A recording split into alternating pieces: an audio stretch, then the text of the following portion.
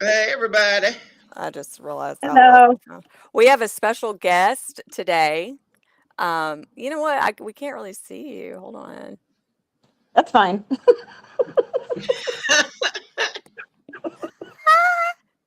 Just keep it where I'm at. Oh my gosh.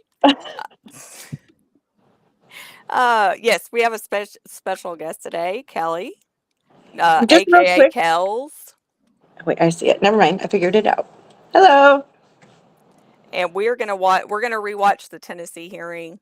And she was there. Kelly was there. I didn't make it this last one, but we figured we get like the whole what happened in the background, the skibbity doo on that. Skibbity doo. Skibbity doo. Oh, just Wackadoodle. skibbity doo. Yeah. That cracked me up.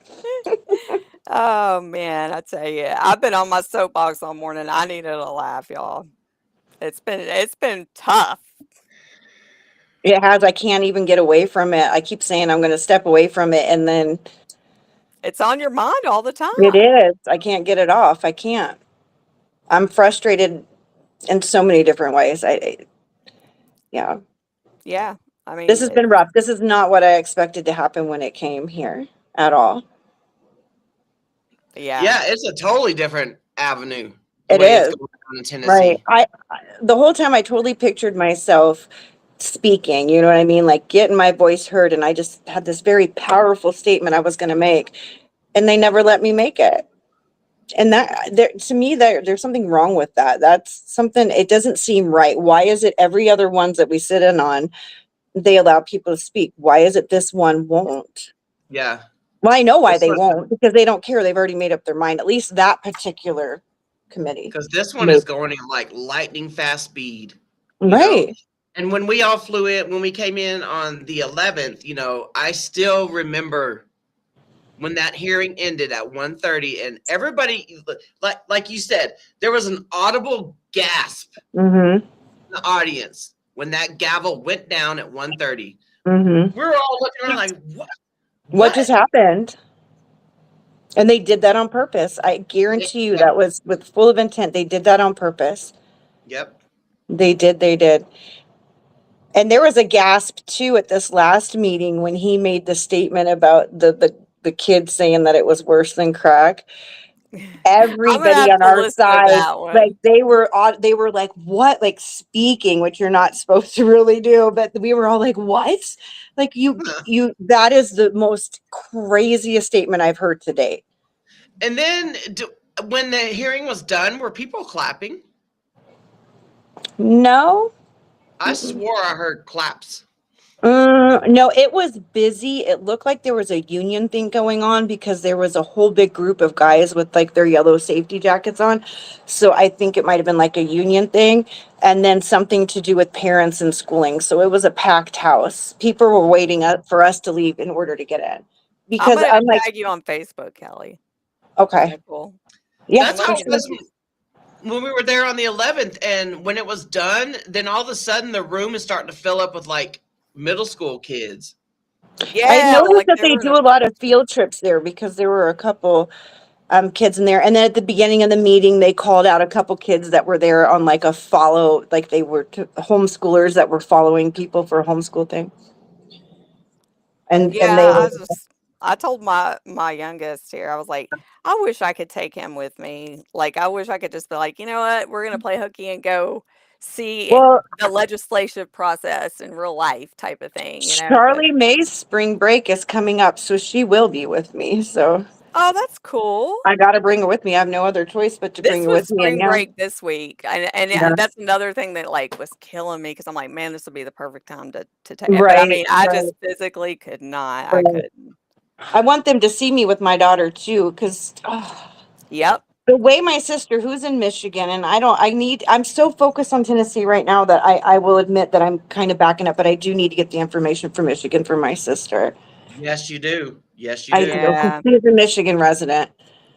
What happened in Michigan is actually worse than what's happening in Tennessee. Right, Yeah. because Yeah. didn't they, I don't know the term, but didn't they skip the House and went straight to Senate? Is that what happened? They went straight to the floor.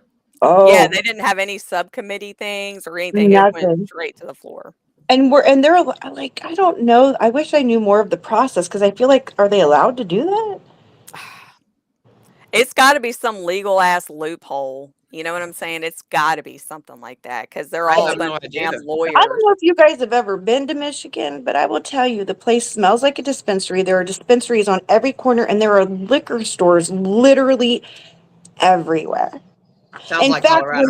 In fact, my sister took my mom to a smoke shop recently, and she was like, "Oh, Kelly," because my sister's so drug naive, and she was like, "Look, it's like peach whipped cream," and I was like, "Sister, that's nitrous.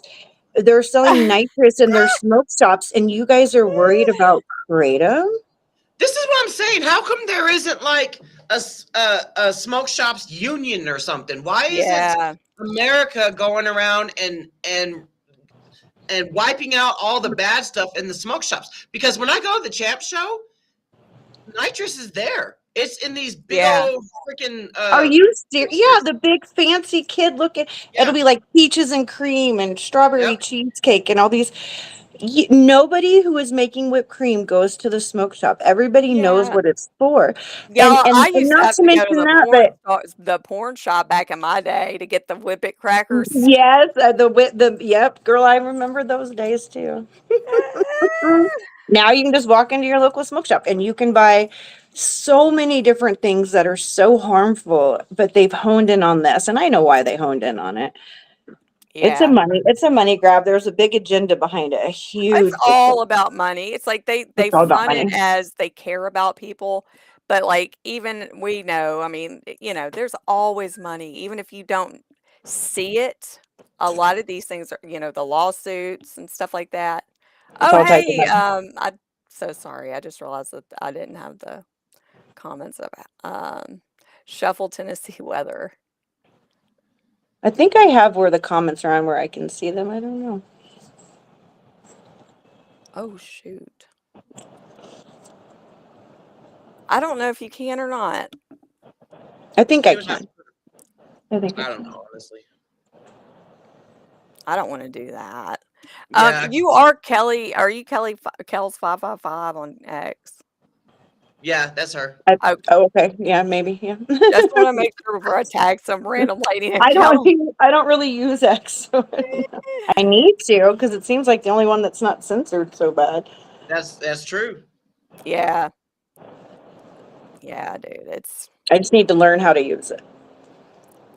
all right. I'm done sharing whenever you want to. I feel like I interrupted someone, and I want to apologize. I don't know which one. I just sitting over here trying to. I don't even know. This is a live. Anything can happen. Okay. All right, we're gonna play the hearing that happened on March 18th in Tennessee. We're gonna replay it. So, it's gonna be tough. yeah, I know it is tough. It's a tough I watch. want you to get pissed off. Yes. Has everyone voted? Everyone wants to change their vote. All right, Madam Clerk, take the vote. Okay, Did it started out at the right place? Mr. Chair, you have 13 ayes, 0 noes, and 2 present not voting. Very good. House Bill 2270 as amended is moving to Finance, Ways and Means. Good luck in that committee. This is when Johnson did the whole like. All right. Ooh. Moving on. All right. Members, if without objection, let's move to item 6. That's House Bill 1649. Ma'am, you got a motion and a second, and I don't see any amendments on this bill. You are probably recognized. Thank you, Mr. Chairman. Today, I'm presenting House Bill 1649 to ban kratom in all forms in Tennessee. Last year, we passed HJR 147 with bipartisan support to ban or regulate kratom. Kratom is a tropical tree native to Southeast Asia. In the United States, it's sold as fresh leaves, dried powder, capsules, tablets, extracts, and concentrated shots. Kratom contains compounds that activate opioid receptors in the brain, metrogenine and 7-hydroxymetrogenine, and is often referred to as gas station heroin. It can be 13 times stronger than morphine. At low doses, it has stimulant-like effects. At higher doses, it has sedative opioid-like effects. This bill addresses the growing public health and safety concerns surrounding kratom, often marketed as a natural supplement but natural does not mean safe.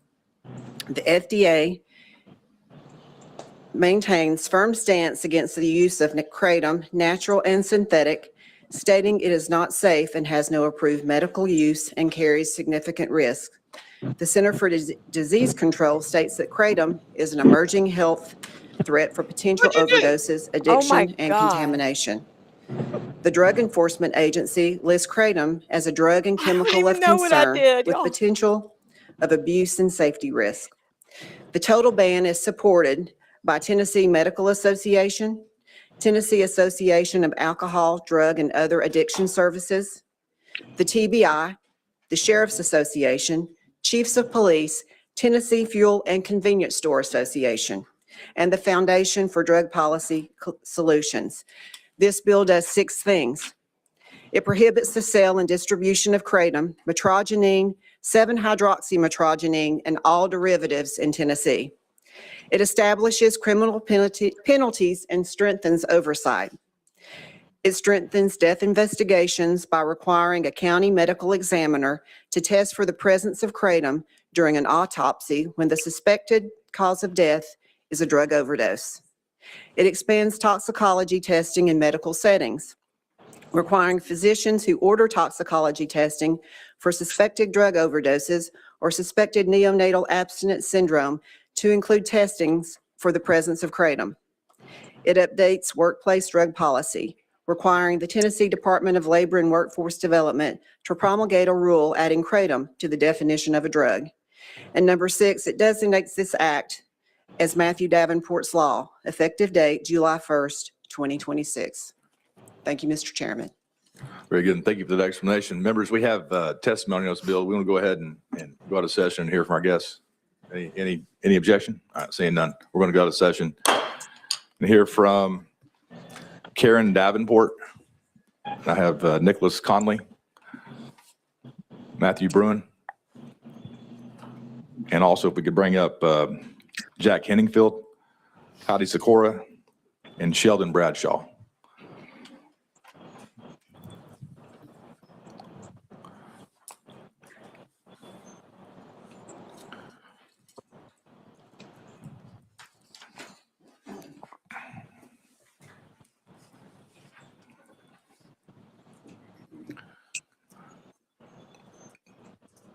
Very good. And what we'll do, we'll start down here with you, ma'am, and we'll work our way this direction to my right, your left.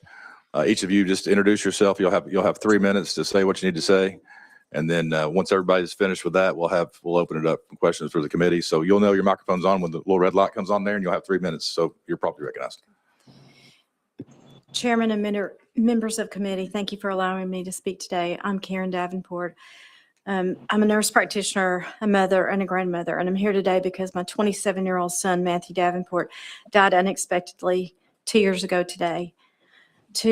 On this very day at 5:30 in the morning, we got the call that no parent wants to receive. Matthew was one of my twins. He was kind and thoughtful, and a young man who struggled with anxiety and depression. He was working hard to rebuild his life after overcoming alcohol addiction. He was living in a sober home and actively continuing with his recovery. As a nurse practitioner, I believe that I understood the risks my sons might face, but I never heard of kratom until the day we lost him. Like many families, we did not realize the risk because kratom is often marketed and sold as a safe, natural product. Matthew was found unresponsive in his bed, and despite attempts to revive him, he could not be saved.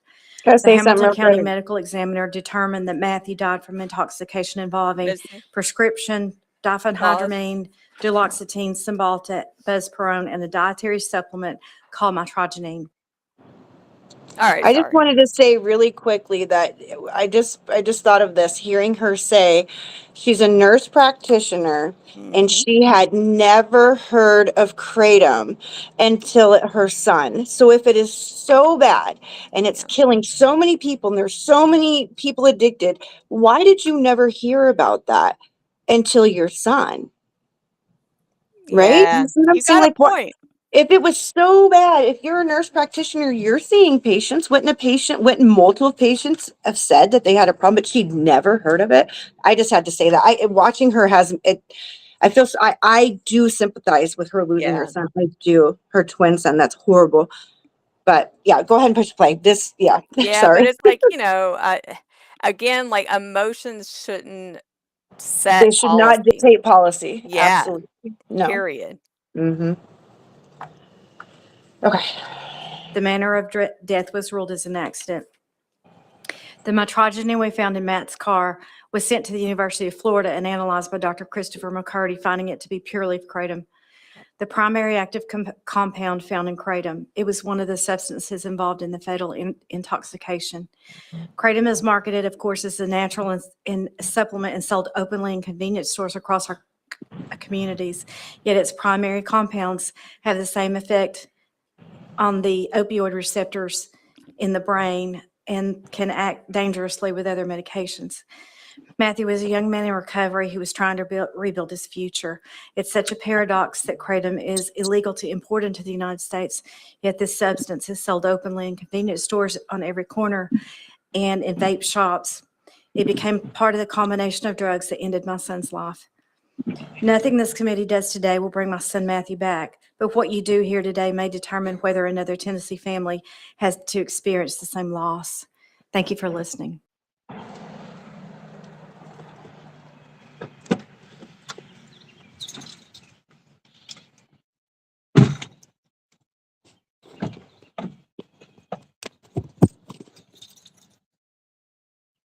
Did I freeze up?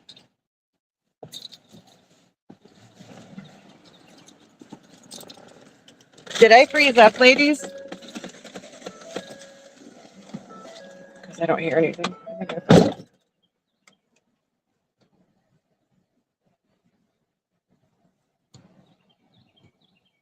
Dude, There we go. did I cause this? Oh, I'm sorry, Missy, you're on mute. Hold on. Oh my God, no. I paused it. Was I mute the whole time? Yeah. I think you Damn it. were. Damn it. No, I was saying, what did I say? I said, how is it that, it's a combination of drugs that killed her son, but this bill is solely directed at kratom and kratom only? Exactly. Exactly. And it's like, not only is it directed at kratom, but it's literally putting people in jail Yeah. for just possessing kratom. Like Right. I mean, this is a heavy duty bill. This is not like, some little, I mean, this is going to affect millions of lives. This is going to affect, Tennessee, just like budget, I guess is what you could say, like, the money. The fiscal. There you go. I mean, Yeah. it's going to affect a bunch of stuff. Tiffany told I'm comfortable saying this because she's saying it herself, but she told the assistant, herself and her small little business pays $40,000 a year in her taxes. Wow. And they're going to push her into Kentucky. If she can't stay open, if this pushes, she's going to move her store to Kentucky. Yeah. And that's just her. And her store is a smaller, cute little store. Think about the other ones. Like, exactly. But why isn't she suing Benadryl? Why isn't she suing that's what I'm saying. Why doesn't she bring awareness to Benadryl dangers? I'll tell you why. Because you can't squeeze blood out of a turnip. That's why, Right. How we always hear like, oh, they're not suing big alcohol. That's because big alcohol has been sued so many times. They're like tenfold on all the, like their stuff their butthole is sealed. Like, yeah. Like you'd have to really, but also it just also goes back to like, because it's on the fucking label. Like. And then now that like what we watched in Idaho, they talk about the warnings on the label. Like now they get mad that the warnings are on the label. Yeah. And which is the same warning.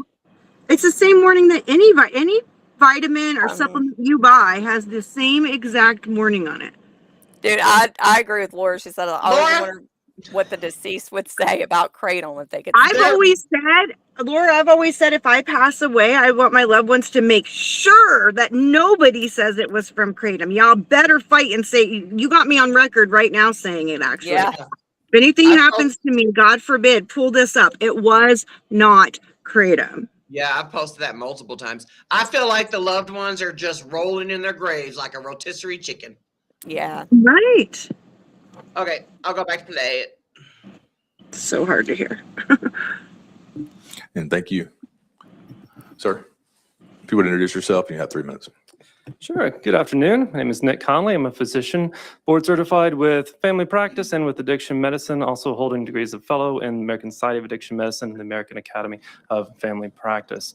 I'm medical director at Apex Recovery, which is a multi-center inpatient and outpatient, seeing approximately 120 folks a day. I did want to take time this afternoon to talk to you about kratom and about mirtazapine. We are seeing a distinct uptick in the amount of can't even say it kratom right. treatment that is coming through our facility, both solo kratom and kratom combined with other substances. He's getting an email. Kind of hit a little bit on what does make kratom unique. We do see interaction with opioid receptors, also interaction with dopamine receptors. This does create a rather unique withdrawal profile that does take a bespoke way of treatment. So traditionally what we've used for fentanyl is not comprehensive enough to cover all withdrawal that we're seeing. In addition, the cytokine P450 pathway, not to get too much into biochem lecture on it, but your body has certain enzymes that is able to metabolize different chemicals in the body. Way to think about this, if I handed y'all a flat pack from IKEA, you could put together the chair, no issue. If I gave you 5 of them, you're gonna have to choose which one you go to first. And that allows the other ones to start to ramp up or kind of overflow. And that's one thing that we're seeing with this, particularly Benadryl, the diphenhydramine, duloxetine are metabolized through the cytochrome P450 pathway. So by utilizing kratom, natural, synthetic, doesn't matter, we are seeing those bits increase. In addition, the other thing we're really seeing about this is lack of almost consent or knowledge of what's happening with this. Again and again, I'm getting from patients, I didn't know. I thought it was natural. I thought it was supposed to be safe. Isn't this better than ibuprofen? But yet, stop using, delay in use, and we're starting to get into horrible withdrawal symptoms that we're then having to treat and engage with. We're seeing folks losing time at work. And in some cases, a urine drug screen at work wasn't positive, and unknowingly, I was using substance I didn't know. Now we're engaging in treatment. And so this is harming real Tennesseans on a daily basis and at an increased rate.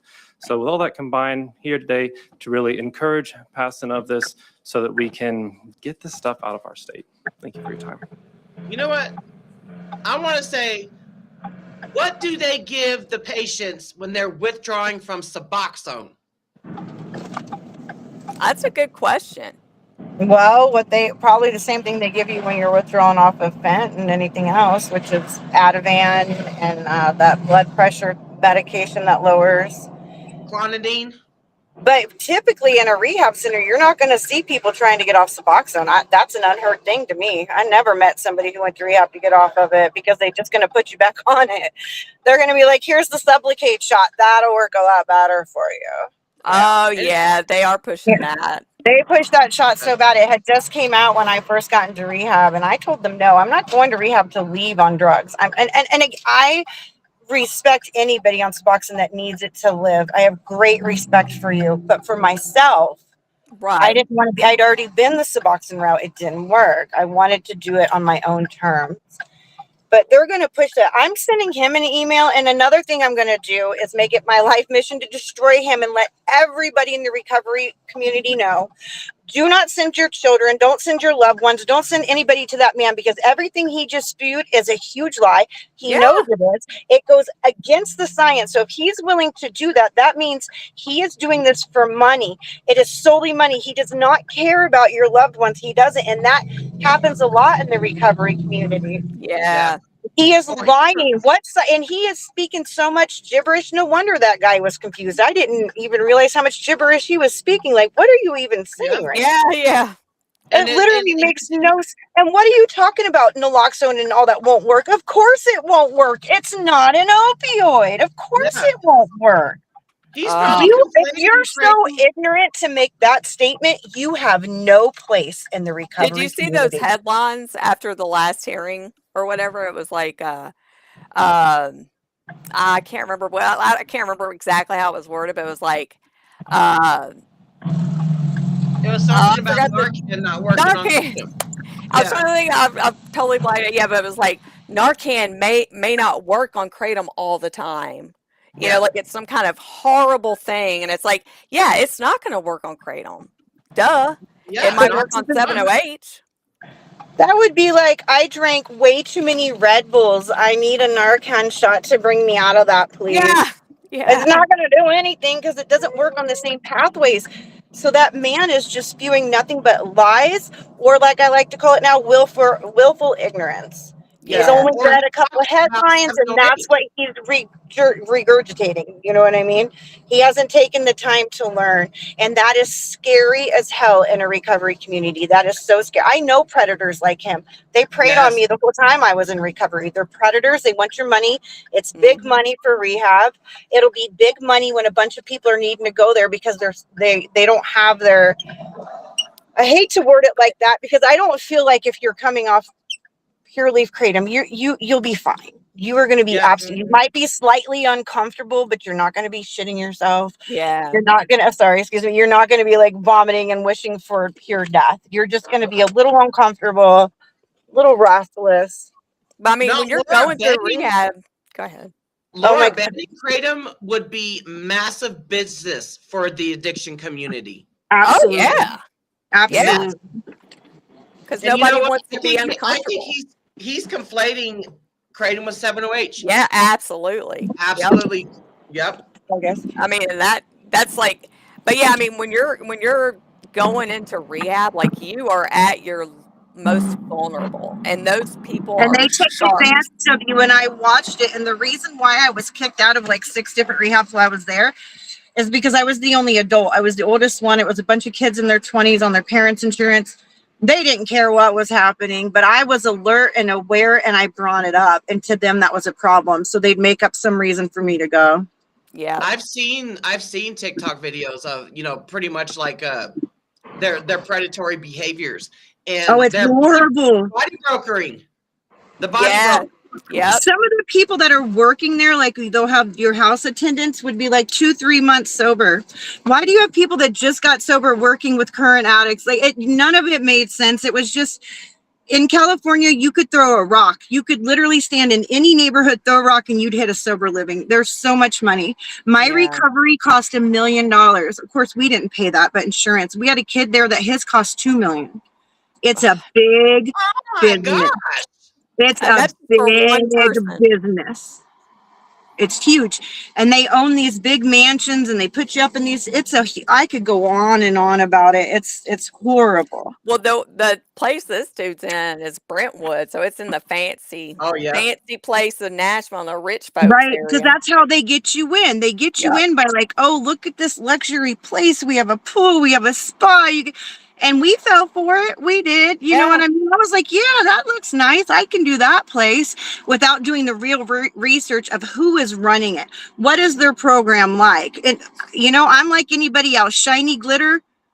I want it. You know what I mean? But in reality, you need to make sure that people like him are not running where you're going to go, where you're going to send your loved ones to, because that is dangerous. And so many people die at the hands of people like him.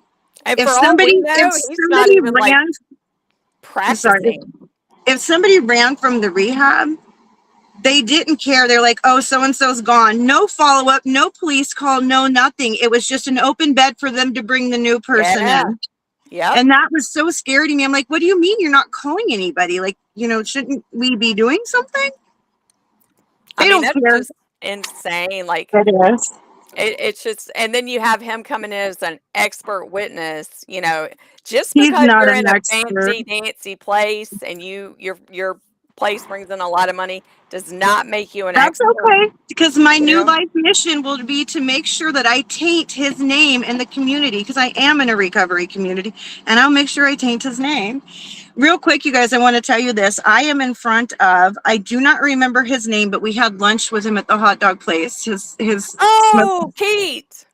What is it? Keith. I'm sitting outside his smoke shop. I'm going to walk in here in a few minutes. Okay. I wanted to go check it out and see what it was all about. Oh, well, he may not be in there, but if he is, we'll say hi to him. Yeah, right. He had said that if he wasn't there, to have his employees call. I won't do all that. I was just curious. Well, you can always mute it.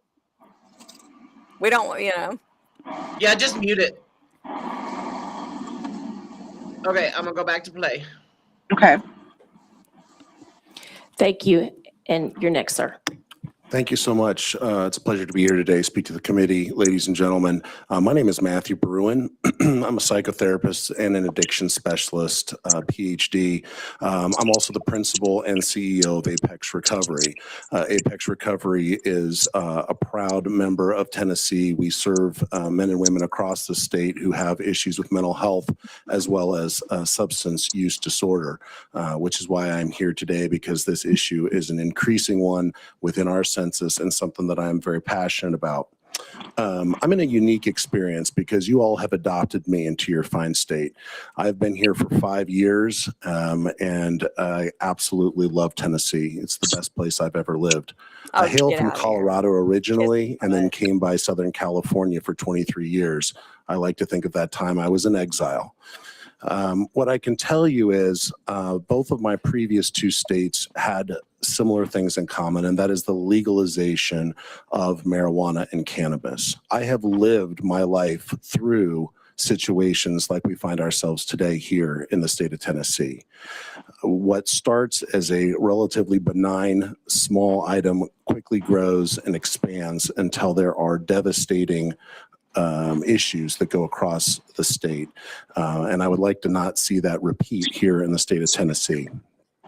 You'll hear some arguments today, 2 of them being that somehow Kratom leaf differs from 7-OH.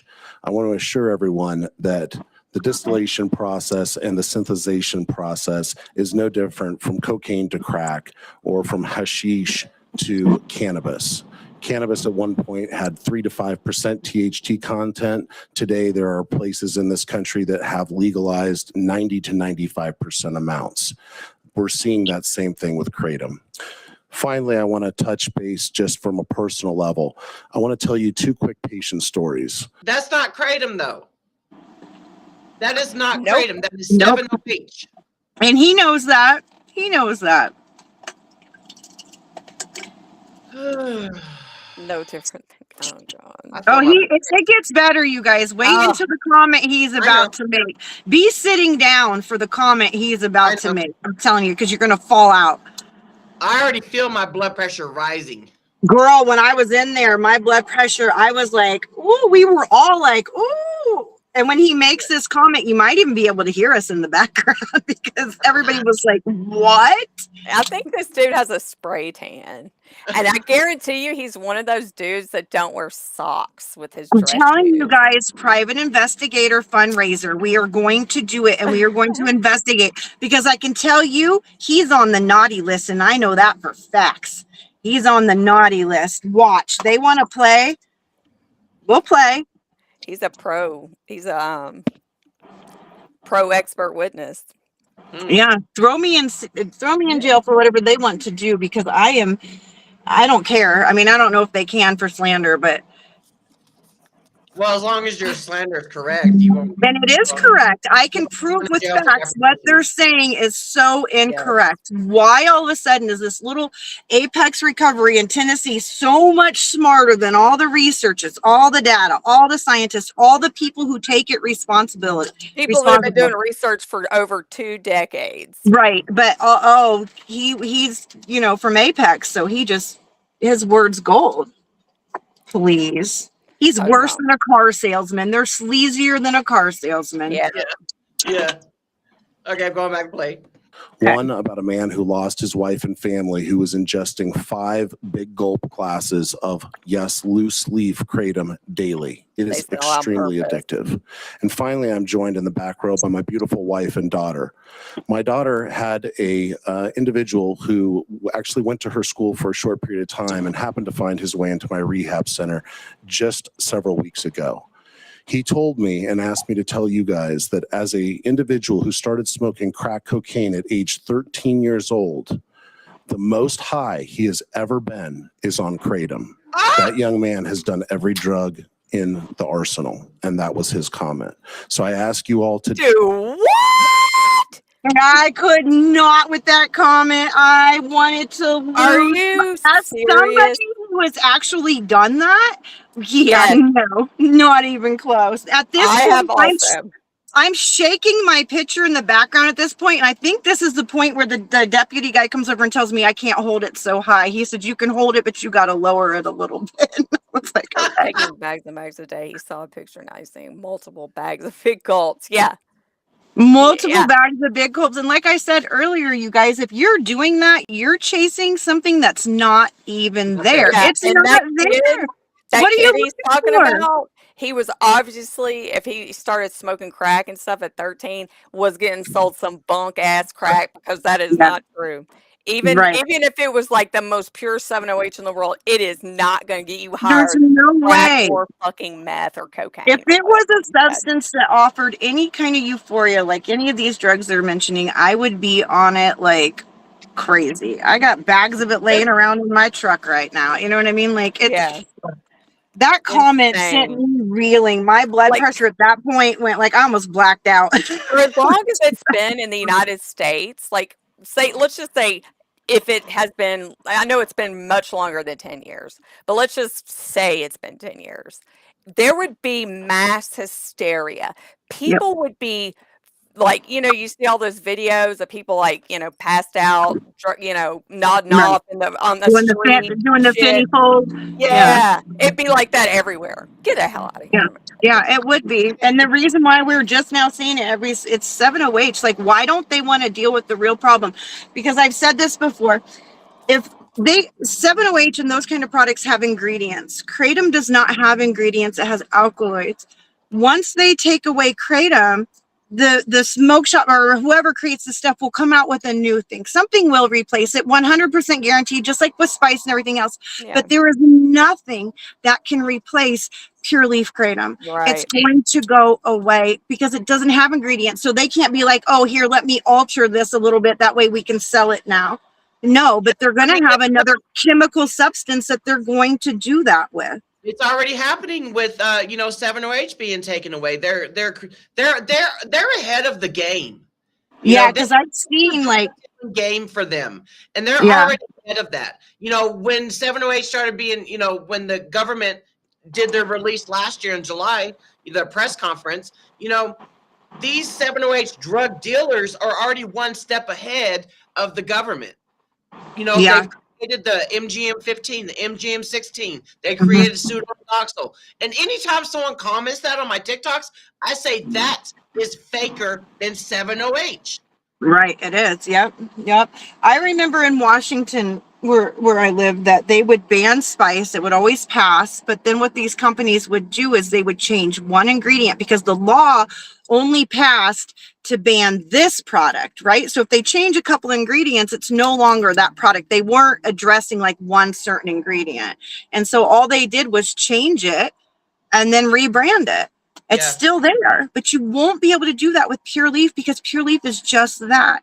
It's a pure botanical product or leaf. It's not even a product. God made it. It's from the earth. Yeah, it's not man-made. Right. Okay, I don't know where Jen went. All right, I'll go back to play.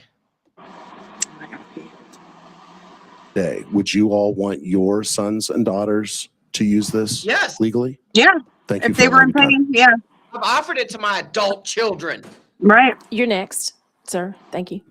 Hi, I'm Jack Henningfield. I'm from Baltimore, Maryland, at Johns Hopkins University School of Medicine, formerly with the National Institute on Drug Abuse. I'm trained in addiction science, been doing that for 50 years.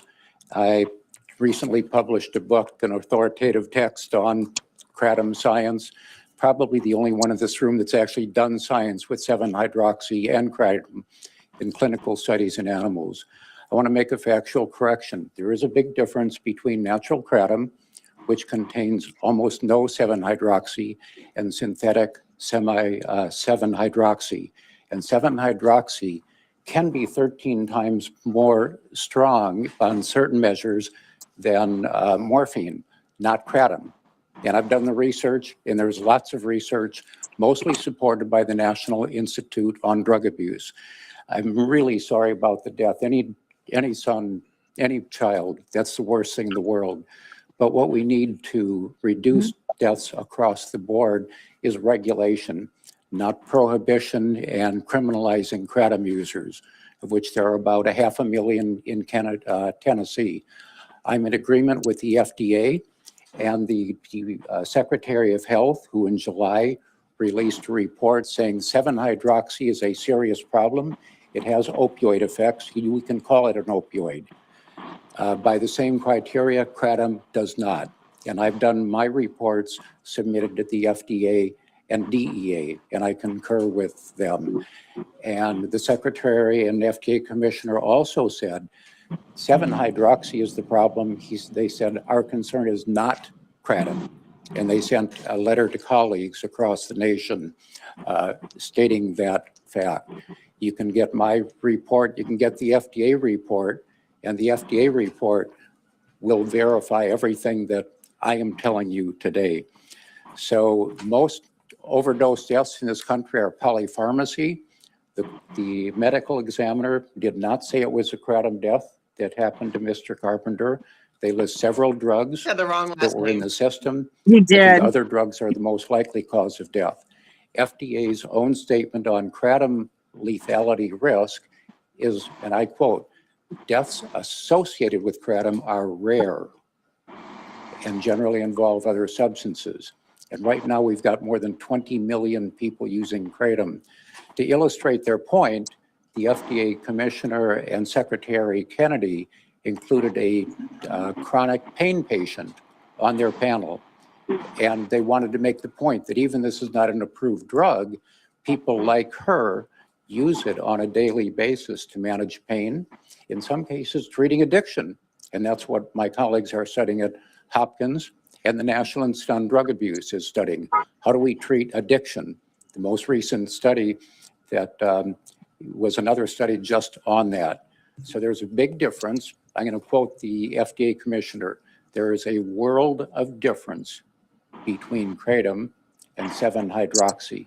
So please take action, make regulations, ban 7-hydroxy as 19 other states have done. Thank you, sir. They- That's all the time you have. Ma'am, you're recognized. Thank you so much.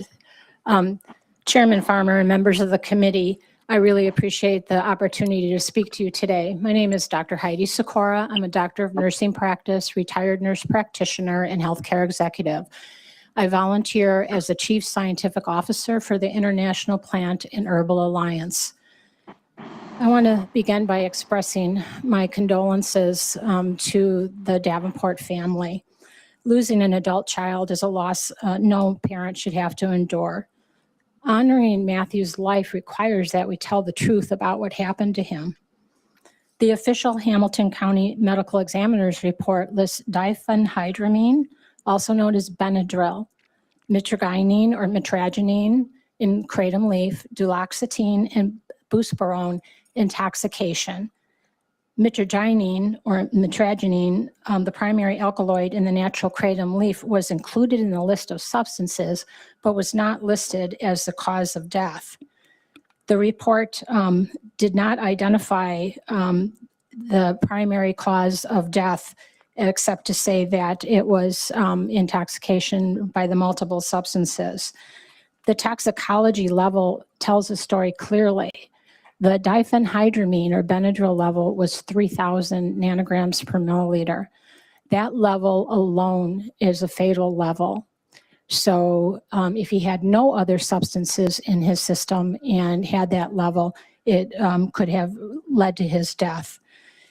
Duloxetine and buspirone were also markedly elevated. These medications cause serious interactions, not just additive, but they actually multiply the interaction. And they can cause fatal central nervous system depression, cardiac arrhythmia, and serotonin toxicity. The manner of death was ruled accidental, not poisoning by kratom. There is no known mechanism by which kratom leaf causes sudden death in humans. In this case, does not establish one. I know it's not the Davenport's family intention to harm anybody or use Matthew's memory in that way, but that will be the outcome if a ban is passed. People like Jennifer Gillis would be hurt the most. She traveled here twice from Memphis But her transverse myelitis, which causes spinal cord inflammation, if you can imagine that type of pain, does not allow her to travel a third time here to speak. The medications available to her cause sedation and actual gait instability. Those are risks that she just cannot take. Natural kratom is the only option that she can tolerate that helps her function safely. A ban would remove the one tool she has left. A ban, HB1649, would ban the plant itself, harming thousands, tens of thousands of Tennesseans who benefit from kratom for stability, pain relief, and maintaining sobriety. Thank you, ma'am. That's all the time you have, and appreciate I your appreciate testimony there. you. Sir, you're Thank you. recognized. That Thank was you. so nice of her to be my voice because she knew I was so upset about not being. I I know, mean, when she did, I was like, yeah. I like yes. the voice for just every, like, you know, when I testify anywhere, it's like, that's the reason I do it. You know what I'm saying? Right. For all the people that are affected that don't know what's going on or is not there. But I was just super cool. I mean, I was really nice. I love Thank that. you, I thought it was Heidi. nice. And it was to send home a point too, that somebody who they think is on these drugs that are so bad does not make trips like that to go Yeah. try and speak in front of them. That's not Yeah. that You type don't of make behavior. a 4 to 6 hour drive high as Right, shit. Oh my And right, God, Jennifer, talk about your right. drive home. oh my God. And then, you know, the drive home, oh my God, it was raining so, like, I haven't It was driven bad. in that kind of weather in probably since I was in my 30s. And We I'm were talking so about, worried about you. I was scared. At first, I was like really stubborn. And I'm like, I'm doing this anyway. But then I was like, I don't want to die from my stubbornness. I mean, it was scary, you know, and it was dark. And, you know, but I mean, you know, my thing is like, if I'm able to physically do it and I'm able to do it, you know, rearrange my life a little bit, I'm going to do it. You know, this is my state and I'm going to show Right, out. right. I mean, you know, You I got- have degenerative disc disease in my back and my hips, right? Mhm. And just me sitting on a 2.5 hour plane ride, you know, Yeah. to get there.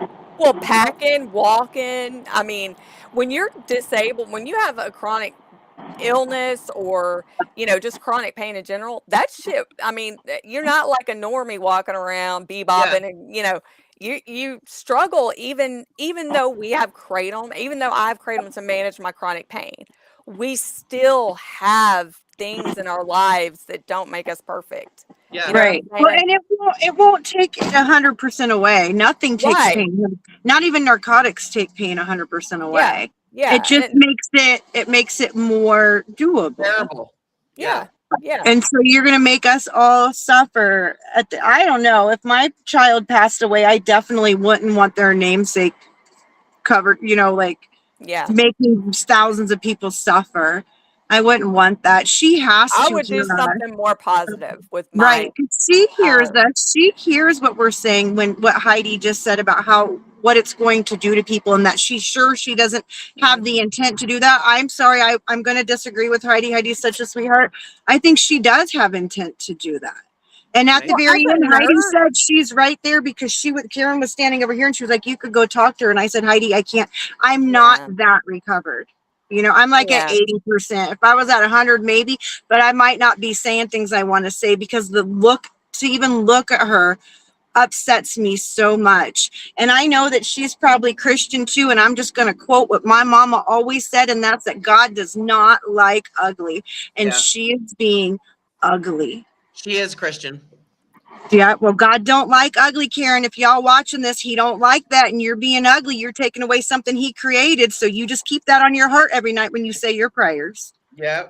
You know, and like I was saying, you know, 2.5 hour plane ride, and I'm all, you know, because I'm a big girl, but I'm all smushed in the plane seat, you know. So when I go to stand up, yeah, I'm like, oh man, I gotta do it slow, you know. And then Right. you gotta walk through the damn airport. yeah, It's a lot. Thank God for my Ed, because he knows me well enough to stand up before me and put his hand out. Even my daughter's picked up on that now. She starts holding her hand out because mama can't just like yeah, bounce yeah, up. It takes a second sometimes. Yeah. yeah, But the yeah. thing of it is that if, you know, if Jen was on the narcotics, there's no way in hell she would have been able to drive the 4 No, hours. nope. Not at all. They could have gotten her for a DUI. Like I got a DUI. You know, I was Right. high on my narcotics. And I mean, I'll be honest, like if I was going to be doing some shit like that, I would have been way overdoing it on the pain. Cause I mean, with it's like, it didn't like, you know, with Kratom, it does like, it naturally takes the pain away without making you feel any different, like mentally, I guess. So Yeah. you're not impaired, but it's like Right. with pain medicine, it was like I was constantly like, I'm still not feeling better. I'm just gonna keep on and just at least I'll like feel fuzzy in the head, even though Right. I'll be in pain, so I can deal with it type of thing. You Right. know, so I mean, But Heidi made a good point when she mentioned about how, because you're already unstable. So now if we throw this intoxicating thing, you're going to be even more unstable and have a higher risk at hurting yourself because Yeah. you're a little off. You know, your head's a little fuzzy.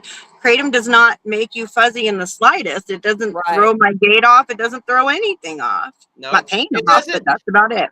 Kratom doesn't cloud your judgment right. at all.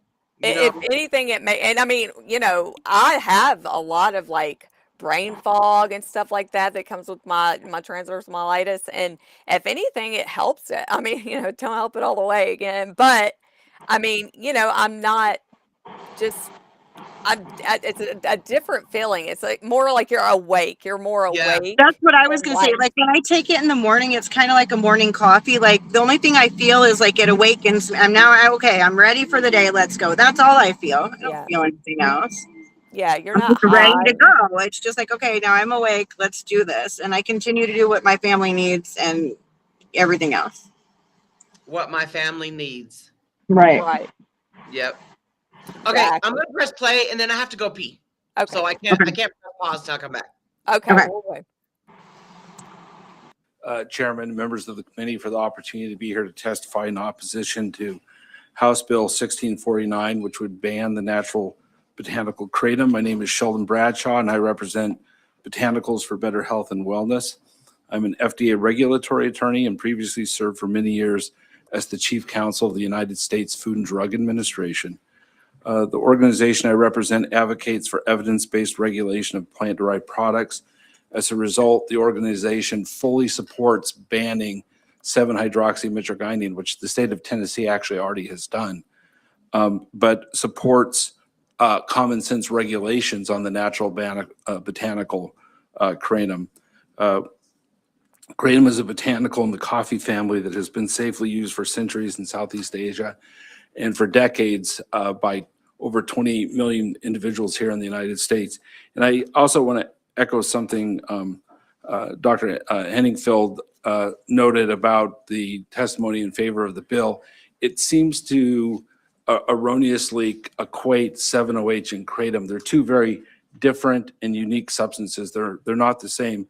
And the safety risks that you raised are solely attributed to 7-hydroxy and are not associated with kratom. Importantly, 7-hydroxy is a synthetic drug. Kratom is a natural botanical. First, the misconception about the two was perpetuated by the 7-OH industry itself, which used vignettes of kratom leaves. They called their products kratom. They called them natural, but that was a canard, and it had three purposes. One, to mislead consumers who thought they were using a natural botanical with a long history of safe use, to falsely suggest that they have the same safety profile, and to shift the blame for adverse events from 7-OH to kratom. Second, when kratom leaves are first harvested, they don't even contain 7-OH. 7-OH only happens post-harvest through oxidation and only in minor trace amounts. But entrepreneur and chemists discovered that if they take mitragynine from the kratom plant and force and expose it to toxic reagents like the ingredients you would find in Drano or pull shark or bleach, those oxidizing chemicals would convert the mitragynine to 7-OH.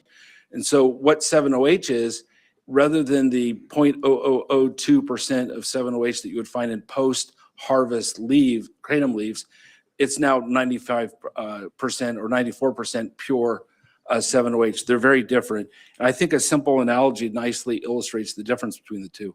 If you took the most common alkaloid in coffee, which is caffeine, extracted it, exposed it to harsh oxidizing agents, turned it into a new chemical entity, no one would call that chemical entity coffee. It's no longer coffee. And the same thing is happening to kratom. The kratom leaf has been safely used for centuries, but bad people are extracting the mitragynine, exposing it to toxic chemicals, and making it deadly poison. Very good, and thank you for that. Members, any questions for our guests? Representative Johnson, you're recognized. Thank you, Mr. Chairman.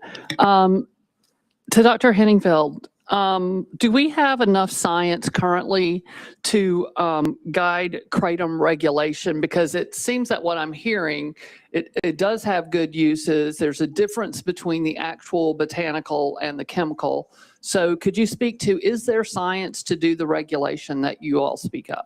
I love that. We have a mountain of science, and the reason is the science started in Southeast Asia a couple of decades ago, but the National Institute on Drug Abuse got involved about a decade ago, a little more, because kratom's got a lot of useful alkaloids that look like they could be safer medicines of the future for pain, anxiety. So right now, NIDA has put at this point more than $100 million into kratom research at Johns Hopkins, many universities. The publication rate is now up to 140 publications per year. I'm on a national meeting this Saturday in San Antonio where the keynote session is all on kratom pharmacology and toxicology. So that's why we've got the science to back the regulation. What is the standard for 7-hydroxy? At this point, we're saying no more than 1 to 2% alkaloid. We have science for what should be looked out for in state regulation. Yeah, we've got a mountain of evidence, and you can Google my reports or publications, which list probably 300 or 400 publications just in the last 5 to 6 years. And so you're not against regulation. I mean, you're not against regulation at all, but you are against banning because of those that can use it for positive reasons. We need regulation. We need regulation. Nature got it right in the case of kratom. Natural products aren't safe because they're natural. But in the case of coffee and kratom and some others, nature got it pretty close to right. Turning kratom into 7-hydroxy, that's not nature. And we need regulation, just like my father-in-law brought regulation in Tennessee to fireworks and helped save the industry in the 50s. I love that. Thank you. Yeah. Representative Garrett, you're recognized. Thank you, Mr. Chairman. Ms. Davenport, I'm so sorry about your loss, but I could follow you. The other 5, I know the 2 of you are for this piece of legislation, the other 3 are not. But you all said so many words in your testimony, I really have no idea what you're talking about. And so there were so many different things that you all had testified to on both sides, right? And my concern is that's the actual concern of either kratom, which how you pronounce it, or kratom, how the rest of you pronounced it. That's an issue, right? Just because of what this thing does. My issue with this is the availability that's already in commerce. It's already here.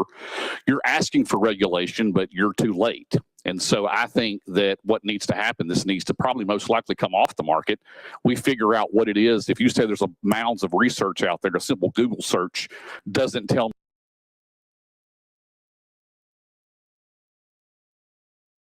I be forgetting I mute myself. Isn't there already regulation in Tennessee? There was, but then they got rid of it. From my research was they had it and then they got rid of it. But when did they get rid of it? Like, when was that process that they got rid of it? It was like somebody brought up a ban bill of some sort, and this was, I'm going to say 3 to 4 years ago. This was right when I started realizing that it was even at risk for being taken, legality wise. And so for some reason, we did have a KCPA enacted at that point in time. This dude came and put in a ban bill, and the ban bill didn't go through, but for some reason, the KCPA was not, I don't know. Isn't there like a House joint resolution? Where it's something about the extracts is supposed to be illegal in Tennessee. or Right, something. yeah. Because remember, like a long time ago, oh gosh, this was before we really started talking. I think I messaged you and asked you anyway, I think Mac ended up writing you back or something, and you sent me what he said. Oh, that was another thing last year. But I don't know. It's so odd how it happened that literally I'd have to ask Mac to explain it one more Yeah. time. Because I mean, Yeah. it's like so convoluted. But if they would have just left well enough alone. But I mean, there is regulation, but I don't think they consider it a KCPA. Right. Okay. Yeah. Yeah, I don't think they do either when I looked it up. It's such a simple thing. I don't understand him. Our side was so clear. The only big words that were really used that little small-brained man couldn't understand is maybe mitragynine, like maybe. But the guy from Apex, he said a bunch of stuff. He got a word salad going on there that didn't make no sense. But what our side said made complete. If you can't understand that, what is it, Garrett? Yeah. You might need to start taking some brain vitamins, the ones that the FDA warns you against, because his brain ain't working. He had his mind made up, and he wanted to sound a certain kind of way because he sounds so stupid. I just said the whole audience groaned when he said that. Ed said he needs to take kratom. Maybe he'll be better if he took it's a like, little bit. For me, like, he is representing me. Mm-hmm. And for him to sit there and act like he's not smart, because you know how you joke around with people like, I can't even believe what you just said. It's like you're representing me, and you make yourself look like a moron. After this hearing is done, we're gonna play the edited video that someone in the community put together. I'm gonna do a little walk into this store real quick while I'm with you guys. Okay. Okay, just pause it. Yeah, I'll just mute it. Mute it. Yeah. What was his name again, Jen? Keet, Keet. Oh, Keet. I thought you were saying Keet. No, Patel. Keet Patel. Yeah. Oh, like Cash Patel. Yeah, he was so cool to hang out with. Yeah, it was. It really was. Okay, mute yourself, girl. Me what kratom or kratom is. And neither one of you all have said what it actually is. Tylenol, when you go to a gas station, you're obviously going to treat a headache, right? I'm hearing words like morphine, opioids, and things like that, dopamines, and all these words y'all are saying that's usually in a controlled environment that's a very serious side effects to someone walking in to get gas that can get something like this that believes that they're going to cure all their ailments or all their pain. So my question is, what is it? Why is it? And is kratom the end all of everybody's problems that suffer for particular conditions? Or do we have other things available that people can use that's already in the market, that's regulated, that helps? That's, I think, the simple question that neither one of you all have addressed on either side of it. So can one of you from the side that's against it let me know what the response is? Then one of you to the side that's for it, let me know what that response is. Does that make sense? Am I trying to be clear? Because I am very unclear as to what you are trying to tell this committee. Wow. All right. Like, Who wants to go first? You want Dr. Henningfield? Would you like to go, or would you like to? When I talk about kratom, I'm talking about the natural leaf, nothing that's been chemically changed. There are extracts, just like if some people like coffee as an extract, some people like stronger extracts like espresso. That's all kratom. When you chemically manipulate it and have 7-hydroxy, that's no longer kratom. So we've got to draw a line in the sand. The natural leaf, you can define by law and say that kratom products that are allowed on the market should be based on the leaf. That can be powdered, ground, crushed. It can be a simple extract. But in 19 other states, what they've done is say the alkaloid levels should not be boosted. There should be state standards for purity. You want to keep it pure. And then you've got something that the animal and human studies, and I've done both, is safe. 7-hydroxy is not. All right, very good. So, love to spend a lot of time trying to get through the individual demystifying of all this, because I understand we talk all this science googly. Just talk like we all don't have medical degrees up Grown here. man with Yeah. the bow tie said. No, and I'll say, and it's very interesting, we keep hearing this like kratom versus 7-OH, but kratom is the plant, myrtaginine, 7-OH, myrtaginine are the chemicals in the plant. So it's a bit of a false apples oranges comparison. If you're talking about the entirety of the plant, then you're talking about this thing that, as we heard, yeah, if it's oxidized, if it's allowed to, sit there, it'll have some of it in it, right? 2%, which is still present there. It's not that 7-OH is something that a mustache twirling villain is cooking up in a lab to ruin all has of America. no It's idea. in Yeah, the they loose leaf are. version. We're talking about percentages at this point with the back and forth to it. Word And salad that's the question we got to again. decide. Do we want to have this out here where we continue having issues again and again and again? President Garrett, any follow-up? No, I'm good. Thank you. Very good. Members, I have Representative Salinas. Ma'am, you're recognized. Here we go. Somebody that has some. So I worked in drug discovery for over 10 years, and nature always, usually like 80+% of the time, gets it right. And we spend countless years trying to replicate nature. I mean, Taxol, one of our most important cancer drugs, came from a plant. And the reason why we had to modify it and try to get the drug is because it's in small percentages, which 7-OH is in small percentages in the kratom plant. Is that correct? De minimis, meaning that when you measure 7-hydroxy, and many labs, NIDA-supported labs, my old institute, have measured in lots of products, and 7-hydroxy is de minimis in well-made products and in natural leaf. And in Florida, they actually grow their own kratom because they're thinking of that as a new industry. 7-hydroxy, but everything, this water is a serious is question, not and I distilled would water. ask someone to explain It has to a me level why banning that's this allowed shit is a bad for thing. Let me explain. contaminants. That's what regulation does. It sets standards. And so we need a standard to make sure that you can't, no matter how much kratom you consumed, you would not get a harmful amount of 7-hydroxy. This is a serious question, and I State would ask standard can do someone to that. explain to me why banning this Representative shit Salinas, any follow-up? in kratom Yeah, and I've heard y'all is a say bad multiple thing. times that you're not against regulation on the 7-hydroxy version of the alkaloid, and you didn't bring up this bill, so you didn't have control on what gets in the bill or doesn't get in the bill. This Do is a any of the serious other question, and I alkaloids would ask bind the someone mu to explain receptor, to me why the banning opiate this shit, mu meaning receptor? Yeah, kratom, several is do. a bad And thing. mitragynine does, and we call it a partial You know agonist. you're not It has a mute. very weak effect. So I did an Oh my FDA God. model study with I was like, rats okay, she's where gonna. we tried to find this lethal dose of, sorry about this Hold on, discussion, hold on. of mitragynine. We pumped as much mitragynine as we Okay, Were you doing text, talk to text, or hold on. whatever? Okay.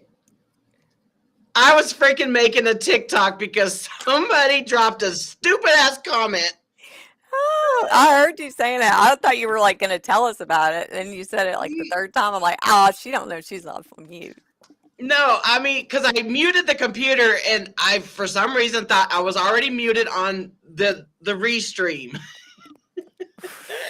My bad, you guys. Anyway, someone has dropped a stupid ass comment, so I'm going to have my community explain to him why banning kratom would be a bad idea. Gotta love these TikTok Oh my comments. God, Man. I Tell you know. what. I know. Okay, I'm gonna mute the computer and mute the restream. Okay. I'm so sorry. It's all right. It's just a chill Saturday, man.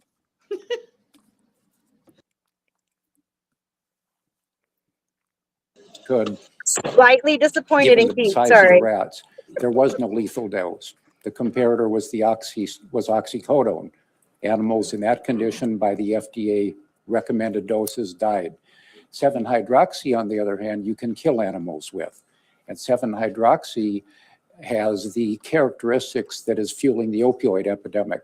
Powerful brain reward in animals, again, rats, my favorite animal subject, and people. Mitragynine does not. Mitragynine actually reduces animal taking of morphine. Mhm. All right. Representative Salinas, any follow-up? Yeah, no, thank you for that clarification, because I think that dictates the binding affinity of the receptor to that molecule dictates everything that happens after. So thank you for clarifying the other alkaloids in This is comparison to awful. Like, you 708. can feel Yeah. the energy And in the again, it's room. partial. Naloxone Like, binds, these people literally but don't it's care. very different from morphine. Except for those two. Very good. Members, Yeah. anyone else have any questions or comments for our guests? I'll have no one on the list. Like, they act like they Injections don't going even back want to into be session. doing this All right, right seeing none. I now. appreciate y'all being here. That's what We're the back one in guy session. who's eating his fruit perfect. On the bill. Perfect.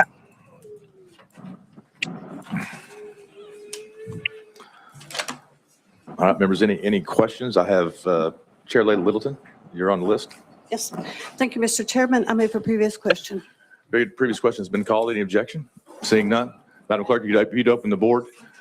Members will be voting to send House Bill 1649 to Finance, Ways and Means. All those in favor, vote aye.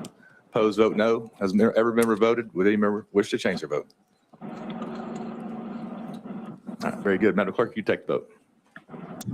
Mr. Chair, you have 16 ayes, 2 noes, and 1 present not voting. Very good. House Bill 1649 is moving to Finance, Ways and Means.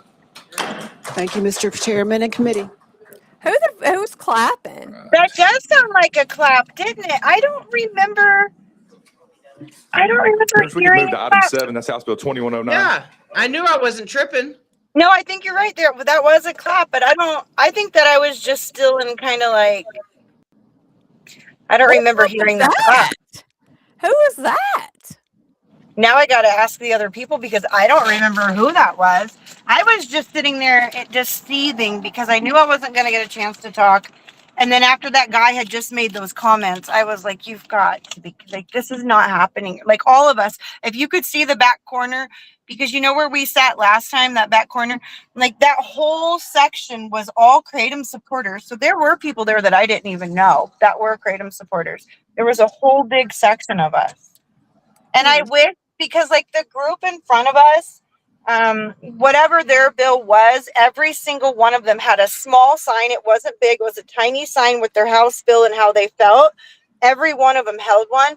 I kind of think when we go back, maybe every one of the supporters, because we're not given the chance to stand, we're not given the chance to say who we are, that maybe we should all have, they were small. It wasn't even the size of a real piece of paper. To have that to show that we are there. Do you see what I'm saying? Like why we're there. They don't know who we are. They don't know why we're there. And to see that there was a group that they all had on the same t-shirts and everything. So just so they can recognize it, it's not just a few of us out here. There's a lot of. You know what? I got an idea with that. That's a good idea. Wow. I guess, I don't know. I have a lot of things I'm thinking about right now. I've had so many things. My brain is just so overwhelmed. I'm having a hard time, like focusing on one particular thing. Just write them down. So angry. I cannot tell you how angry. And if anybody in Tennessee is in here listening, please, please, please use the power and send in as many emails, make as many phone calls to anybody. It doesn't matter who you like, somebody in power. You guys, we have to stand up and show up, because if the voices are heard, then it's not going to happen. We need so many voices to be heard right now. So many. You need to call your friends, your family, even if they're in a different state, call them, ask them to sign the petition, call and ask them. My sister sent in an email on her testimony and how she's seen me on drugs before and how she's seen me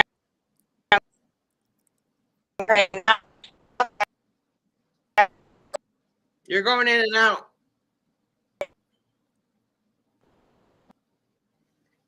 Did she get stuck?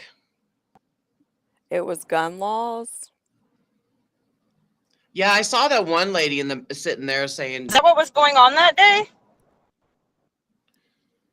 Your Wi-Fi going in and out. I'm no, but it's like I don't think that's what they were clapping about. I see that other video link on the X. I didn't know if you I was had trying it. to look for it. I didn't know if you had it or not. But I'm yeah, I gonna saw pee that real one chick quick. in the back sitting there. I think it said Doctors for Gun Safety or something like that. So there's probably some sort of gun something on the docket that day. I seen something for schools and then a bunch of men in their like safety vets. I assumed it was union.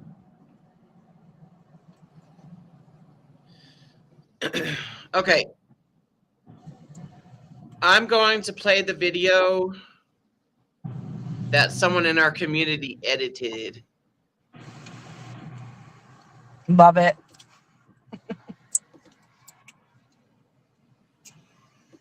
I don't know where Jen went. I'll wait till Jen gets back. That man right there was staring at me holding the picture. He seen my picture. I told Jen I decided to pull it down because I didn't want them to think that was a picture of me on Greta. Because Jordan called me the other day and he was like, hey, I was like, hey, Jordan, like wondering why the hell is he calling me? And he was like, I'm going to repost your video because people are confused and they think that's you on Kratom. And I was like, what? What? Your video went viral. Did it? Yours and Dave's video. And this Tennessee hearing is currently going viral. Good. Got it. Because how could you see my before picture and after and not be like, you know, like, how can you not see that? I've lived true addiction. I've been through it. Sorry, I had to go pee. I have to. Okay. I feel like this is like them telling me that my Earl Grey tea is bad for me. You know what I mean? That's how I feel. How it's like, you know, you shouldn't drink Earl Grey because I wish that, like, I really wish that we could just set these people down and give them 1 teaspoon of Kratom. Yeah.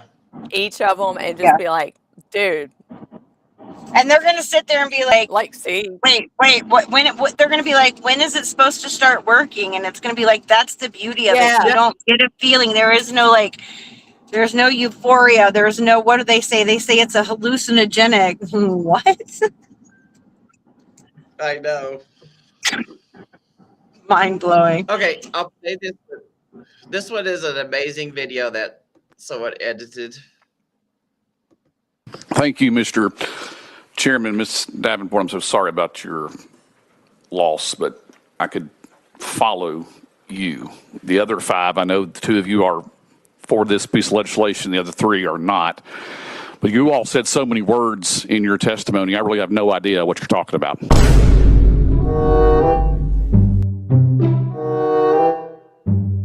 This is so good.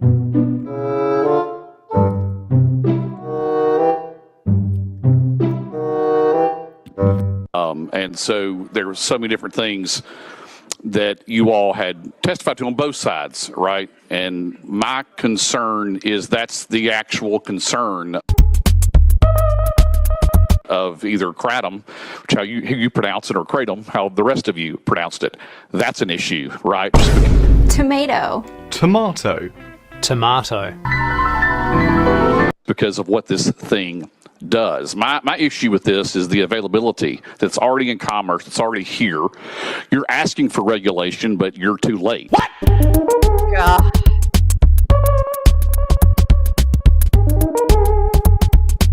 And so I think that what needs to happen, this needs to probably most likely come off the market. We figure out what it is. If you say there's mounds of research out there, a simple Google search doesn't tell me what kratom or kratom is.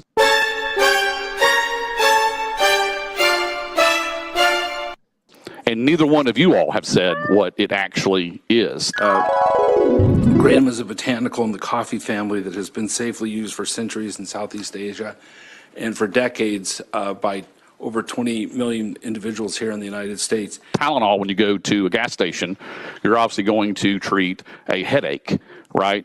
I'm hearing words like morphine, opioids, and things like that, dopamines, and all these words y'all are saying that's usually in a controlled environment that's a very serious side effects to someone walking in to get gas that can get something like this that believes that they're going to cure all their ailments or all their pains. Not cure, treat the symptoms.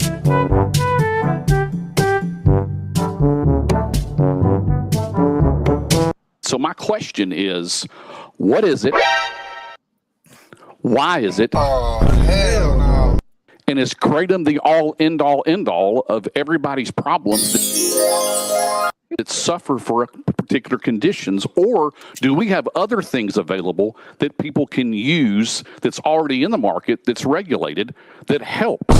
The medications available to her cause sedation and actual gait instability. Those are risks that she just cannot take. Natural kratom is the only option that she can tolerate that helps her function safely. That's, I think, the simple question that neither one of you all have addressed. Included a chronic pain patient on their panel. And they wanted to make the point that even this is not an approved drug, people like her use it on a daily basis to manage pain, in some cases treating addiction. And that's what my colleagues are studying at Hopkins and the National Institute on Drug Abuse is studying. How do we... On either side of it. So can one of you from the side that's against it, let me know what the response is. Then one of you to the side that's for it, let me know what that response is. Does that make sense? Am I trying to be clear? Because I am very unclear as to what you are trying to tell this committee.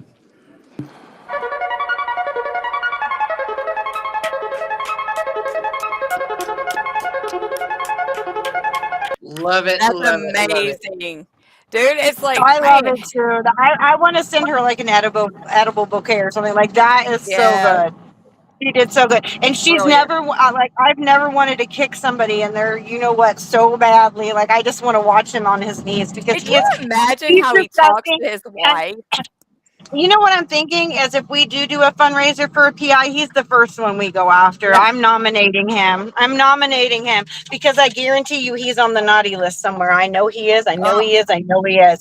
And we are going to expose that. I'm not kidding, girls. I'm not kidding. Dude, They want to play people like this. that Y'all just want to do think- this? What we can do is start to make the ones in the future a little scared about what they do before they do it. Yeah. Like, let's make them think a little bit twice before you guys. His mind was made up. He probably all of them sits were, there yeah. right there with Hilton Haynes. They probably sit there and they have drinks outside. You know, I already know. Ugh. It's just like, man, I've when you're that never pretentious- I've never been in a situation where I'm sitting in on things like this, but seeing it has me so disgusted. I am so. What is the point of those people? And how much money do they make? They probably make so much money to give their opinion, because I Googled it. I Googled, can we sue? Not on this level, but there might be another level, but that's for another day. But you can't, because they're literally hired they're supposed to listen to their people, but at the end, they give whatever their opinion is. But they don't, why? So what's the point? So we're just hiring people based off their opinions? And I'm sorry, I'd like you to have an educated opinion. Yeah. I spent 3 seconds because, like I said before, if that man would have read even 5 emails, I guarantee you he didn't read not one email that was sent to him. I guarantee you that. If he would have even read 5, he would have understood what was being said. He would have had no problem understanding it had he have read the stories. He didn't read nothing. He doesn't care to read anything. He sits back on his high horse and collects a paycheck and decides on what he thinks is right and what's not, with doing zero research.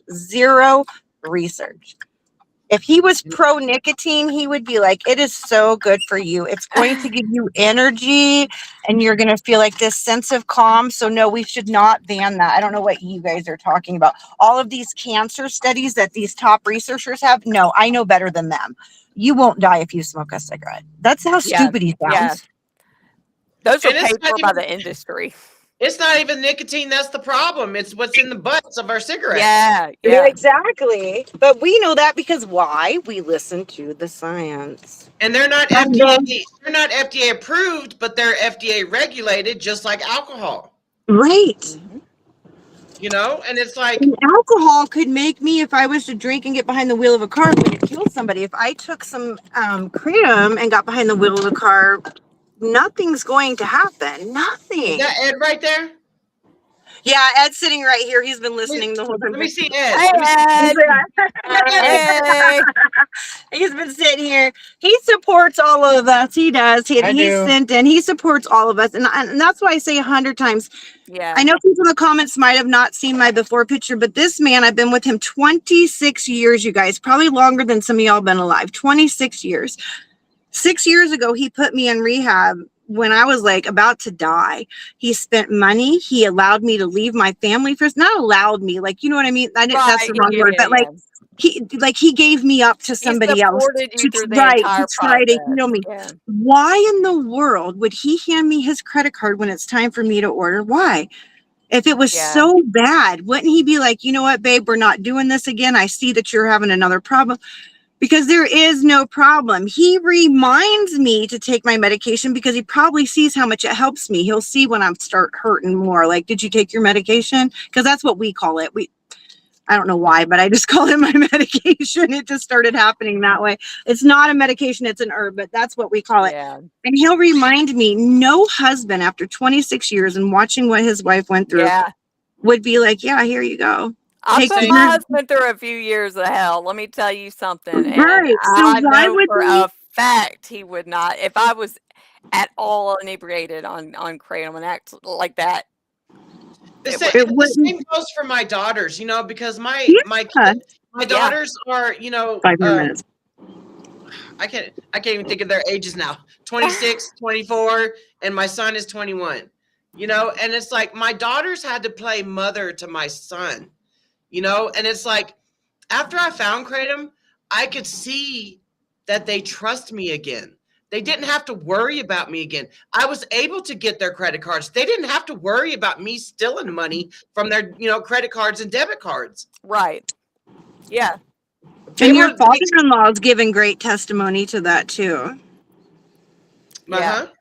It's your father-in-law, right? Where he's given testimony about your before person and who you are now. He's given really good testimony. Those are the type of people, like, how do you hear these people that weren't even involved? Well, I don't know his history, but like Ed's never done, he's not a drug user. You know what I mean? Like, those are, what you think he's going to lie? I love hearing Sherry's story when she talks about how her husband brought her kratom, and it's like, you know, when they stick through you through all that. I mean, I know when I used to get pretty blitzed off of alcohol, and I wouldn't even remember what the hell I said half the time the next day, but I knew I would feel so bad. But it's like, you know, they put up with it because they love us. You know what I mean? Right. At least, and you know, my daughters, they could have went on so many different directions in their life, but they stood by me while I was, you know, freaking trapped in that addiction hell, you know. And I always joke around. I don't, you know, I've already popped my nails off, but I always say that I clawed my way out of addiction, which is why I wear the fake nails now. Which I can afford to do because my money's not going to drugs anymore. You know? Yep. I keep saying, listen, like if I'm going to be deserve to treat yourself with, right, you know? Right. If you're going to be addicted to anything, kratom's cheap as hell. I mean, I guess. But 708 is not cheap.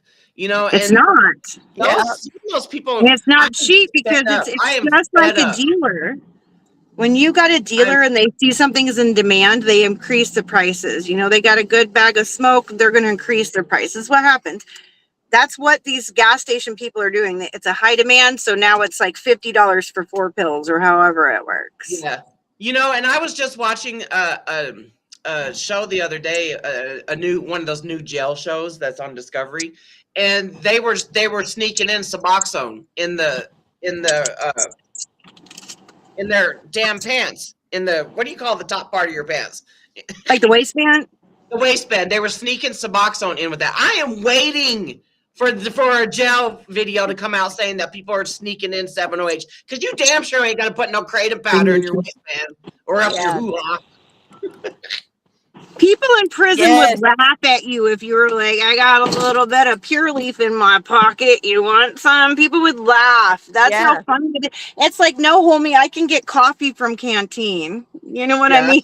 Like, I don't need your little kratom, because it's not like that. I think that's what frustrates me the most, is that I know the truth. Like, in my fullest being, I know the truth. And to hear anything other than that is like I said last week, I was like, well, maybe I'm gaslighting myself. Am I lying to myself? And I'm not. No, you're not. I stopped taking it for 24 hours. Nothing happened. I was waiting for those big withdrawals to happen. Listen, my DNA is sitting on a couch somewhere in Ocean Shores, Washington, because when he's tried to get me sober a few times before I went to actual rehab. And he sent me to the ocean with my sisters and locked me in a hotel room. Let's just say my DNA is all over that hotel room because it was brutal. It was brutal. After like 4 hours, it started. I went 24 hours, probably longer than that with no kratom. And the only thing I felt was like my pain, and I felt a little uneasy, just like I'm not not. having any kratom right now. I don't. 9 times out of 10, I don't take it on Saturdays, Sundays, and Mondays. I'm not on any kratom right now. You don't see me over here trying to claw my, like, you don't see me having the freaking Hershey squirts. Right. The every 20 Hershey minutes. squirts all over the place. And kicking, they call it kicking the habit because you thrash. I thrashed. I would kick and I would scream and just be so mad because you couldn't. It's horrible. I can't describe it. It is so horrible. And so to even attempt to put these two on the same level is insulting. Yeah. It's insulting, and it is pure lies. Am I allowed to dose on screen here, or is that a no-no? Go for it. Okay. Yeah, go for it. Shit, I don't care. And it's like, I used to, because my pills, I always say FDA approved pills because people automatically assume that when you're an addict, that you're a junkie off the street, that you're shooting up. Not true. Mine started off of prescriptions. Yeah. And so whenever I'd run out of my pills, like after 10 days of getting them or 10 to 14 days after getting them, for 2 weeks out of every month for 11 years straight, I would pretty much lock myself in my room because I was going through that freaking withdrawal hell. I didn't, my kids would see it, but I did not want them to see the full scope of it. Yeah. Yeah. Well, plus you just didn't feel like doing anything. I didn't feel like doing nothing. Yeah. No I shower. didn't even take a shower. Yeah, nothing. Yep. Dee, I'm sorry that your family is going through that, man. Dave says, the only withdrawals that I had was when Jordan got me off of 7OH, and they were mild because he knows what he's doing. Yeah, that's the other thing that the 7OHers love to say is that, the legacy kratom vendors are going after 7OH because it's market share. Like, if anything, their markets have gone up because the whole leaf kratom is what's helping the people get off of 7OH. Yep. And that's why I used to have like a different view towards extracts, but understanding them a little bit more, I think that I'm okay with an extract because it might help somebody if they need a little bit more of something. But that's where I stop. I stop at extracts. I mean, nothing more than that, but I do understand that there probably is a need for that. There is. There's not a need for anything that causes you to rob a store. I changed my stance on the extracts too. It's like, and the only reason why I did was because I saw how beneficial it is to get people off of the either illicit fentanyl or the 7OH. Right. That's where my stance started to come in. I started listening a little bit more, and I was like, okay, I can understand that. And the fact that it's an extract, but it doesn't cross the barrier of when we're going into 7OH. Right. Exactly. What I heard at the symposium is that the full spectrum extracts are kratom. Yeah. They are kratom. Right. So you can't. There's no offshoot to the kratom plant. It is kratom. It just doesn't have It don't have all the alkaloids. Some of them don't have all the alkaloids, but what it doesn't have is the risk of contamination of the metals. The microbes or any of that other stuff. So.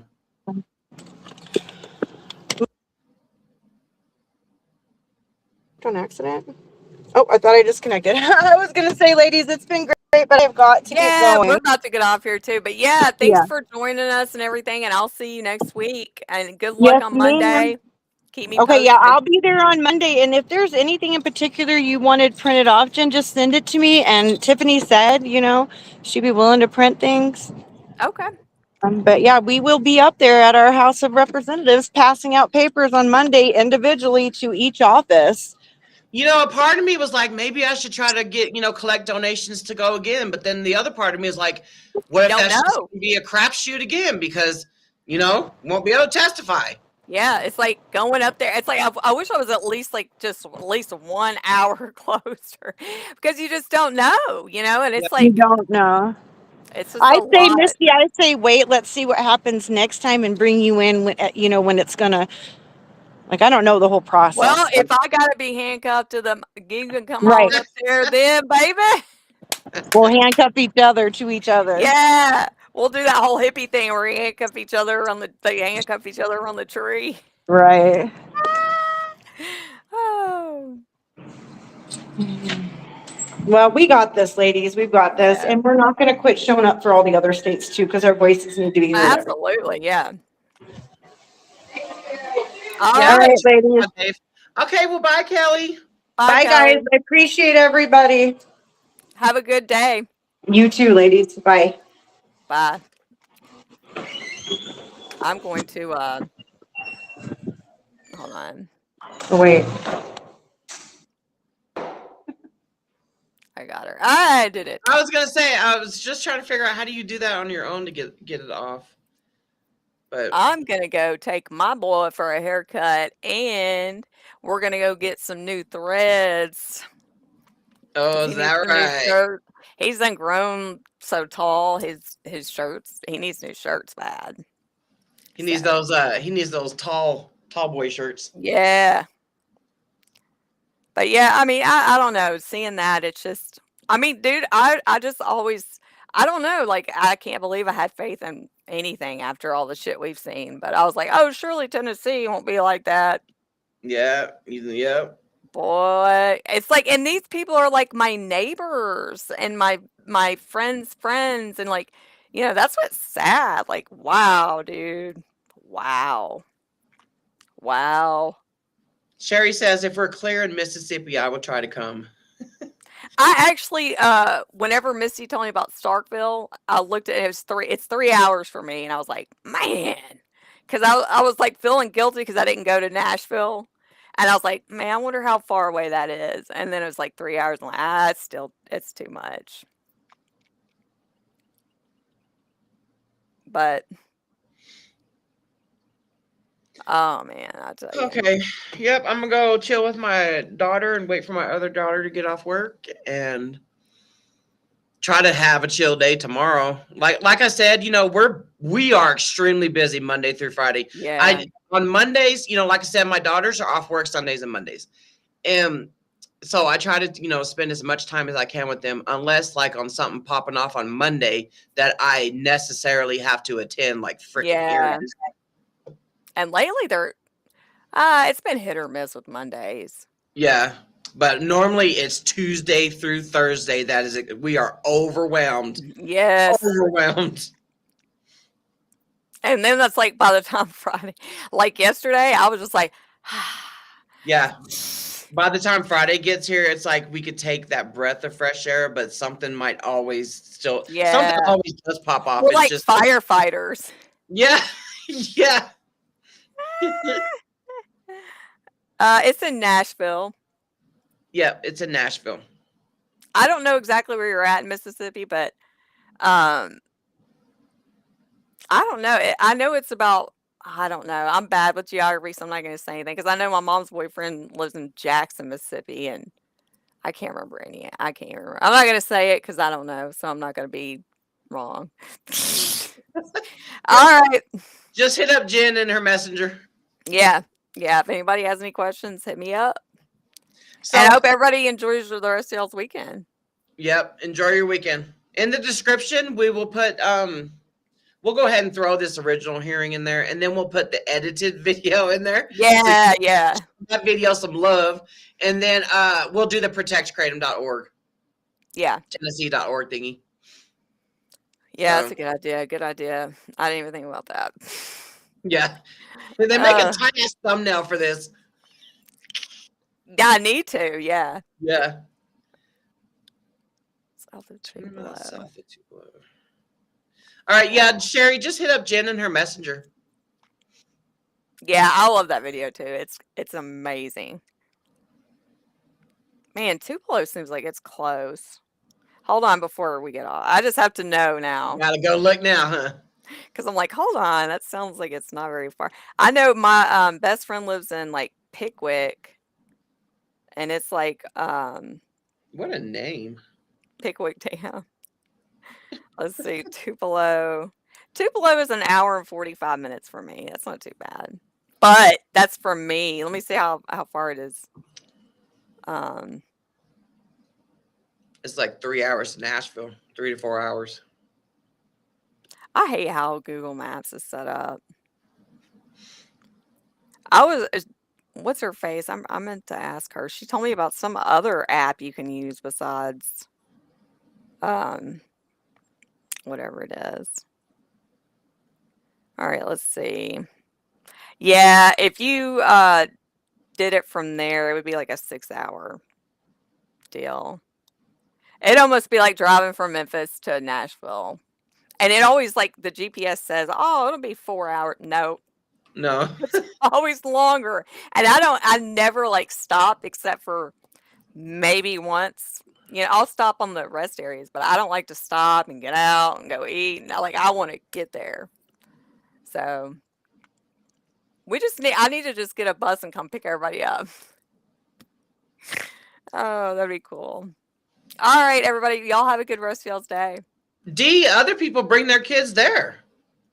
Yeah, and I will say I watched the Senate hearing that they moved, and even the chair, that Garden Shire or whatever, the one that's sponsoring the bill, he even said, he's like, this is just a regular day. We got kids here.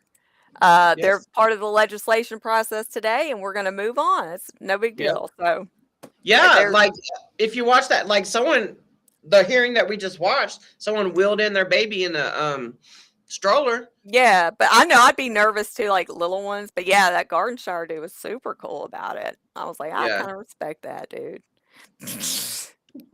Kinda. Yeah, as long as, it may not even be as bad as you think, even if she is one. And I know a lot of times when they're one and they're real cute, people just start entertaining the kids. Yeah. Yeah, they start flocking to them. Yeah. But yeah, I say bring her on. It'll be fun. Maybe she'll bring us some good luck. I know. All right, but yeah, hit me up if anybody has any questions, and we'll talk to y'all later. Bye, everybody.